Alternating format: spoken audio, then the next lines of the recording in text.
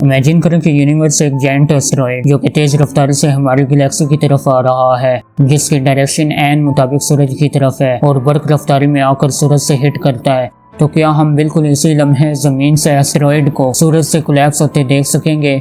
यकीनन आपका जवाब हाँ में होगा। जी हाँ, हम एस्टेरॉयड को सूरज से टकराते हुए तो देख सकेंगे, लेकिन इंसिडेंट के चंद मिनट्स के बाद, क्योंकि हम किसी भी चीज को उसी वक्त ही देख सकते हैं जब इसकी लाइट हमारी आंखों में रिफ्लेक्ट होती है। सूरज जो कि जमीन से 15 करोड़ किलोमीटर के फासले पर है, इसके लिए लाइट को सूरज से जमीन पर आने में लगभग 8 मिनट लगते हैं। इसलिए जमीन पर मौजूद इंसानों को 8 मिनट की देरी से सूरज और एस्टेरॉयड का कोलैप्स दिखेगा। तो क्या वाकई जमीन का वक्त सूरज से 8 मिनट पीछे चल रहा है? आज की इस वीडियो में हम जानेंगे क्या यूनिवर्स में मौजूद हर चीज डिफरेंट टाइम डिले के साथ एग्जिस्ट करती है, और साइंसदानों ने अब तक की कौन सी मोस्ट पावरफुल टाइम मशीन बनाई है जिससे हम 13 बिलियन साल के गैर मामूली वाकयात जो कि यूनिवर्स में रहनुमा हुए देख सकते हैं।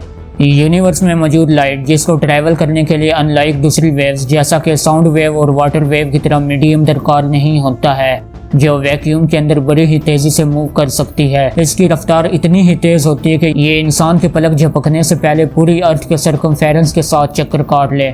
रोशनी जो कि 3 लाख किलोमीटर पर सेकंड की रफ्तार से मूव करती है, लेकिन यूनिवर्स में मौजूद प्लैनेट्स और गैलेक्सीज के दरमियान फासला ज्यादा होने की वजह से रोशनी को ट्रैवल करने में अच्छा खासा वक्त लग जाता है। इसलिए एस्ट्रोनॉमर्स रोशनी को एक बड़े यूनिट यानी कि लाइट ईयर्स में मेजर करते हैं। एक साल में रोशनी जितना सफर तय करती है इसे लाइट ईयर कहते हैं, जो कि 9.46 ट्रिलियन किलोमीटर के बराबर होता है।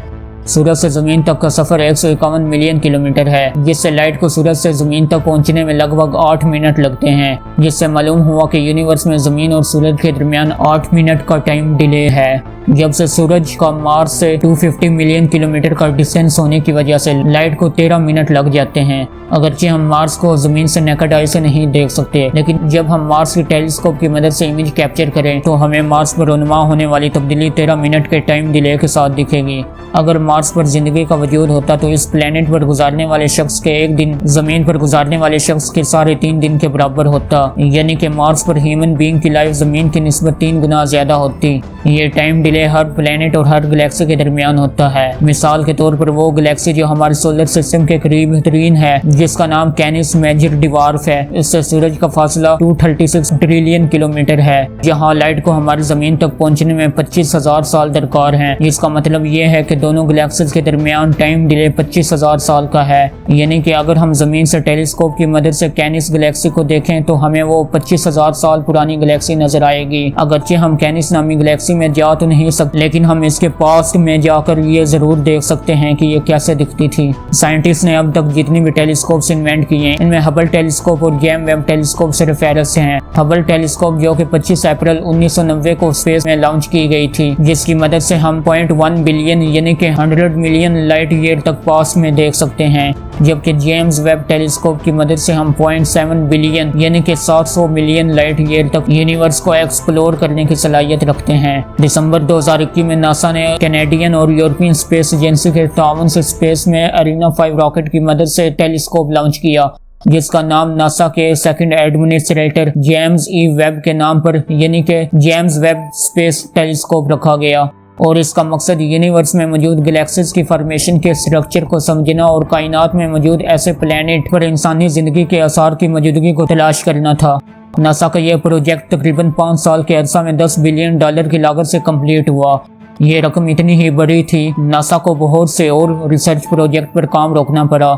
जेम्स वेब टेलीस्कोप का मिरर, जिससे लाइट रिफ्लेक्ट होकर इमेज बनती है, इसका डायमीटर हबल टेलीस्कोप के डायमीटर से 3 गुना ज्यादा है, यानी कि हबल टेलीस्कोप की निस्बत 3 गुना ज्यादा लाइट को कैप्चर करने की सलाहियत रखता है।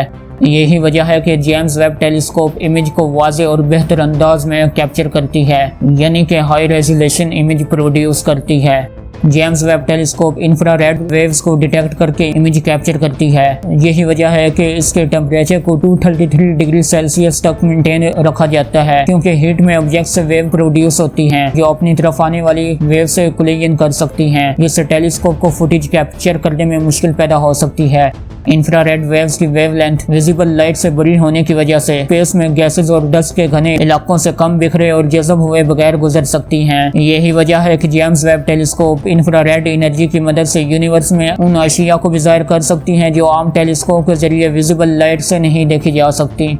साइंसदान जो कि $1 बिलियन खर्च करके यूनिवर्स को एक्सप्लोर कर रहे हैं, जिनका मकसद इंसानों के रहने के लिए किसी ऐसे प्लेनेट का हसूल है जहां पर इंसानों को न सिर्फ तमाम बुनियादी सहूलियात बल्कि बेहतर एनवायरनमेंट भी प्रोवाइड करना है, जहां सूरज का फासला प्लेनेट से राइट डिस्टेंस पर हो ताकि इंसान हार्मफुल रेडिएशन से खुद को प्रोटेक्ट कर सके। साइंटिस्ट जो कि आज भी इसी तगदौर में लगे हुए हैं, क्या यूनिवर्स जिसका आगाज 13.8 बिलियन लाइट ईयर पहले हुआ था, क्या हम इसके माजी में जा सकते हैं या नहीं। ताहाल नासा और दूसरी स्पेस एजेंसीज बहुत सारे मुख्तलिफ रिसर्च प्रोजेक्ट पर काम कर रही हैं, जिनके मुताबिक अगले 30-40 सालों तक वो यूनिवर्स को और बेहतर अंदाज में एक्सप्लोर कर सकेंगे और शायद बिग बैंग एक्सप्लोजन की लाइव इमेज की फोटोग्राफी में भी कामयाब हो सकेंगे।